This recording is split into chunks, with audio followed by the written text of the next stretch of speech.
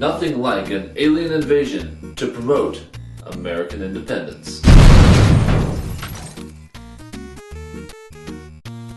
Independence Day Resurgent, a sequel to the fantastic Independence Day back in the 90s. In this story, 20 years have passed from that movie. To date, we have used alien technology to merge with our own to create this massive force to protect the Earth. Now it's only a matter of time to see if our preparations would be what it takes to stop this new alien invasion. This movie was pretty fun. Jeff Goldblum's back, the president's back, the crazy science guy is back, the two little kids are back, even the stripper mom, she's back! Except Will Smith, because he didn't want to be in it for some reason. It was a fun movie, he should have come back. President was looking fantastic, a rugged beard and kind of crazy. Science guy, even crazier, and secretly gay is really adorable. The two children from the previous movie had grown up and become badasses in their own right. Jeff Goldblum is back, he's being head scientist of Earth, I guess. They even have his dad coming back, a crazy interrupting Jewish dad.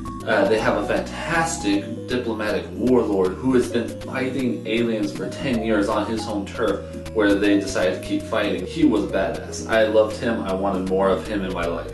New cast of characters also introduced, that was a lot of fun. And we got to see humanity fight this new alien threat that has come to conquer Earth in their giant ass ship. This ship was huge. When it landed, it took out all of the Atlantic, just all of it, it was there. This thing felt as big as China. It was this huge, massive thing. And it was killing everyone.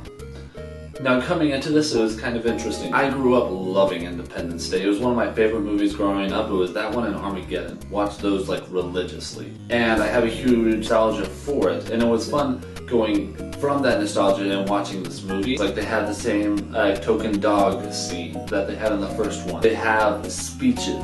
Oh my god, they had the speeches. And that was what I was excited for. I came for destruction and I came for epic speeches. And I got both of them.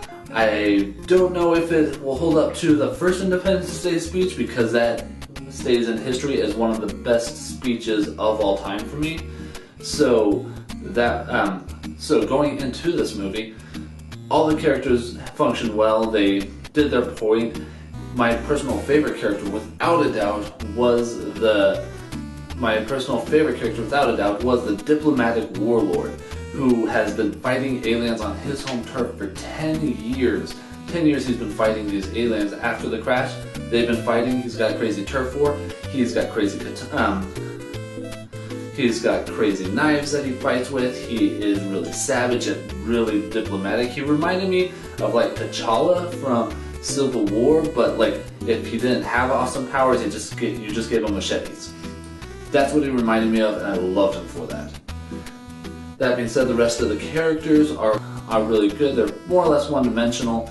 They fit the story just like the previous one did. That doesn't live up to the previous one. I can't honestly say it does. There were some problems going into it, some quick logic issues, like they had some cool stuff with gravity that happened that didn't quite make sense. The work on this though, the CGI, the special effects, the visuals in general, were mind-boggling. They were so on point, and I'm so glad I got to watch this in IMAX 3D because I don't think I would have appreciated this on a smaller screen. Now, the story is simple, it's great. I came into it expecting a rehash of Independence Day, which is a simple, fun movie, and it was just that. Will it hold up in history as it did to the original Independence Day? I'm going to say no.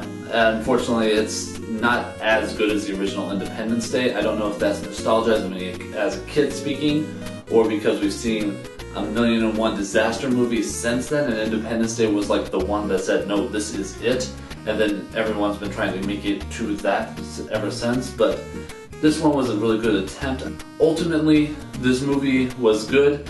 It was not great. If I had to rate it, I would call it a B movie with some fantastic visuals. Ultimately, Independence Day Resurgence is worth watching, but I don't expect you to pay full price for it. My name is Golden, and this is Midas Touch.